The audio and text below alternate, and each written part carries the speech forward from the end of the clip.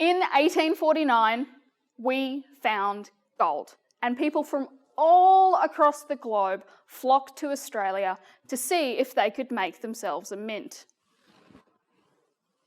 Do I look like someone who might be on the goldfields? I'm pretty sure they wore hats like this, right? They spent day in and day out digging through the soil to see if they could find themselves a gold nugget. But the thing is, if you had people working in your goldfields, you had to pay them.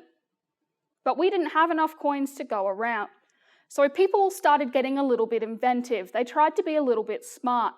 And they made different forms of currency, things like Adelaide ingots and pounds and Port Phillip gold tokens. But the thing about gold is that a tiny, tiny bit of gold is worth a whole ton of money. So you couldn't use it when you went to buy your groceries or a loaf of bread from the baker. So Britain finally gave us our own mint in 1855. They set it up in Sydney and they began to make coins called pounds, shillings and pence. Now, pounds, shillings and pence are really hard to get your head around if you're not used to them.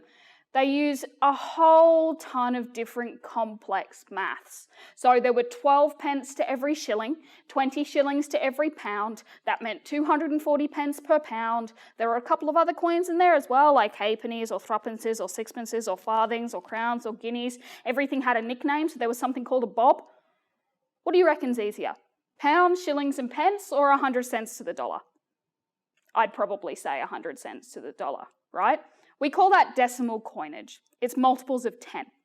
And by the year 1966, literally 95% of the planet had already worked out that that was easier. So Australia, we had to catch up with them.